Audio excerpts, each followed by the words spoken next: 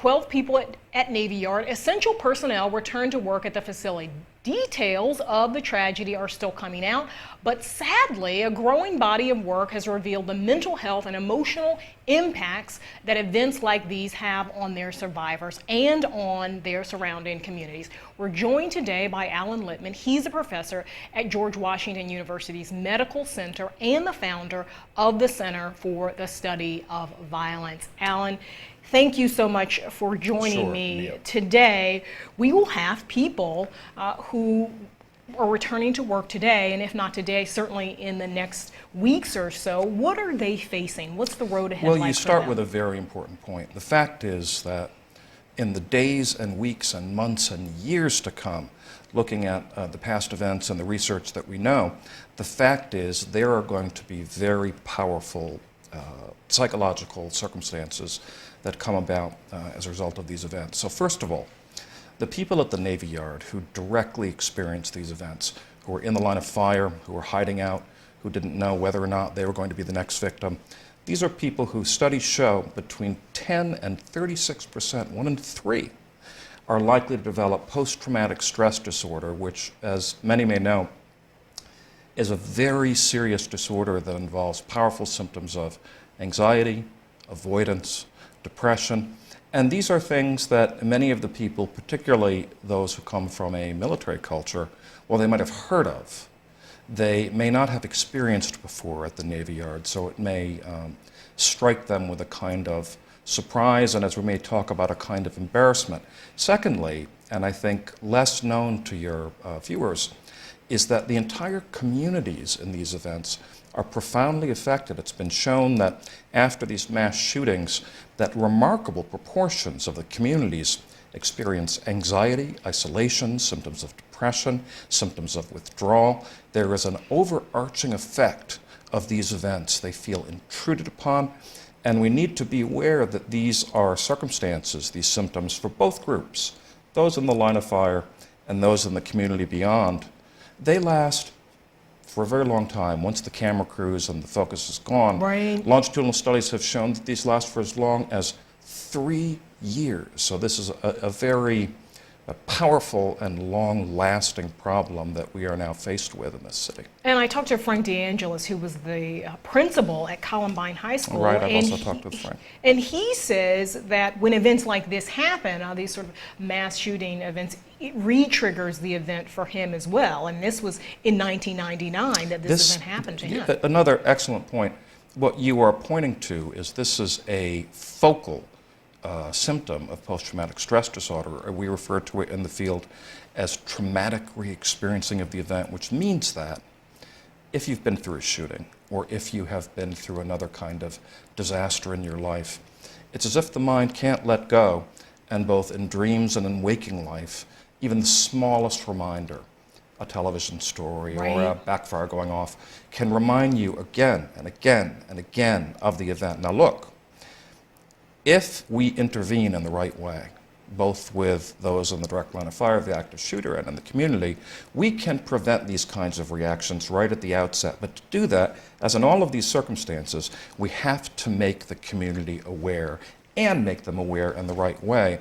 And there are certain ways to do that, if you'd like to discuss that as well. Certainly. Talking to Alan Lipman here today, he's a psychologist, about the aftermath of the Navy Yard shooting. We want to turn now to Obama, President Obama, who spoke out about this tragedy yesterday. He has found himself in this position much too often as the consoler-in-chief of the nation. That is true.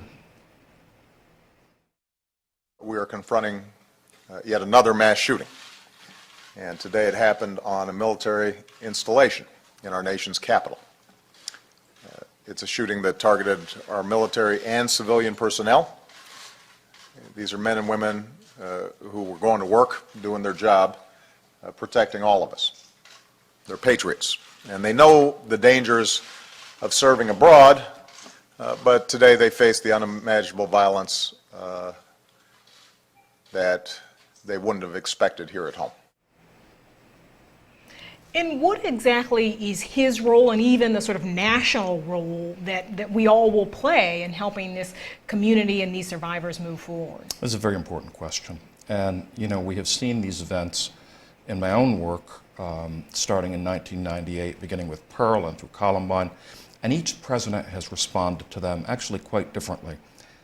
I see President Obama as, first of all, playing a particularly effective and powerful role as being the nation's, as you, I think, aptly put it, consoler-in-chief, in that from the very beginning of his presidency, he has had what I regard as a profound mission to attempt to reduce the occurrence of these actions. Now, what we also see, undeniably, in his statement, in his attempt to console and unify the nation, is his abject frustration at the fact that, once again, when it is possible, through acts that now have been delineated through the greatest amount of empirical research, much of which I have done with many of my colleagues, and which is clear beyond doubt, that many of these incidents with these mass shootings can be predicted. In fact, usually, in almost all cases, as was seen in a study done by the U.S. Secret Service of most of these events, there is a sign beforehand. And if we use the combined tools of mental health and intelligent restrictions on weapons that need not be on the streets, we can drastically reduce these crimes. He clearly is aware of this, and he's taken a very strong shot at it.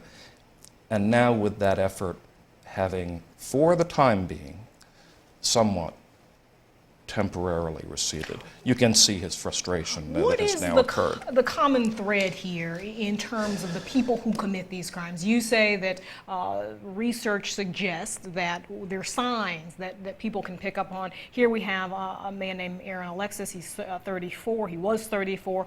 He was 4 years, spent time as a Navy reservist, honorably discharged, had some brushes with the law. What do you think we don't know yet. I mean, all of this stuff is coming out, but what are the sort of common threads here in terms of the types of people? Just to be clear, and these facts are always come out in a certain way where they change by the minute and the day and the hour. For example, there's always a question of multiple shooters that virtually always becomes one shooter. There's also a question of his honorable discharge as opposed to him being discharged less than honorably because of the 2 shootings that he engaged in Fort Worth and in Seattle prior to this incident. But let's get to the main question, which is the common thread. There is more than a suggestion of a common thread.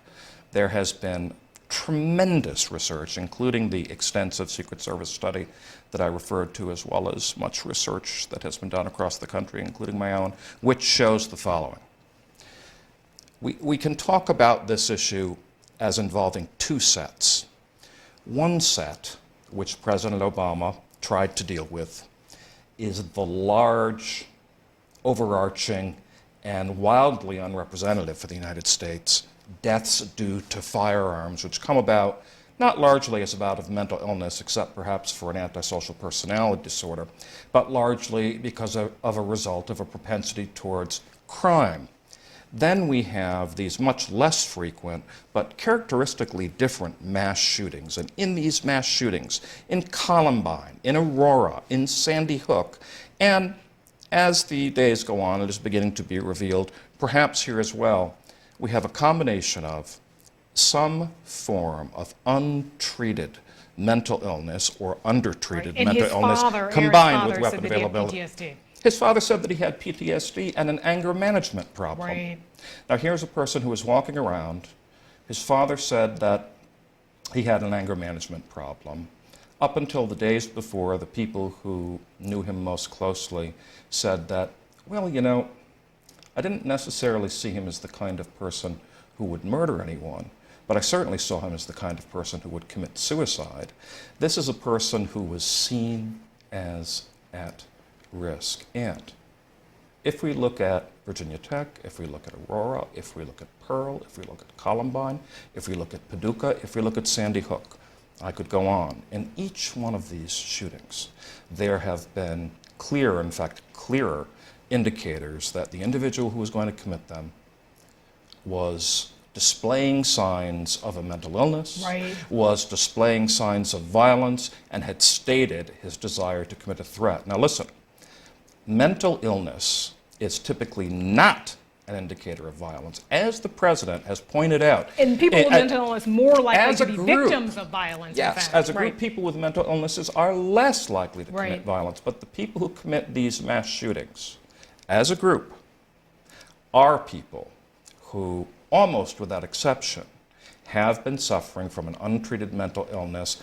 typically either an untreated psychotic mental illness Right. or a combination of some kind of depression and a kind of overwhelming rage, and we see it in each episode. Alan, thank you so much for joining me today and for your insights. It's a pleasure to talk with you. Shooting at Navy Yard affected many in the community yesterday, including the surgeons charged with saving the lives of the wounded. Janice Orlowski, the chief medical officer at MedStar Washington Hospital Center, made this plea against gun violence. There's something evil in our society that we as Americans have to work to try and eradicate. I'd like you to put my trauma center out of business. I really would. The number of potential casualties in an active shooter situation has prompted experts to recommend that the public take action, running, hiding, and even fighting if facing a mass attack. Matt Masdam is a former Navy SEAL and former military aide to President Obama. He is also the CEO of Move to Safety, a program designed to train people to safely escape active shootings. Matt, thank you so much for joining me today.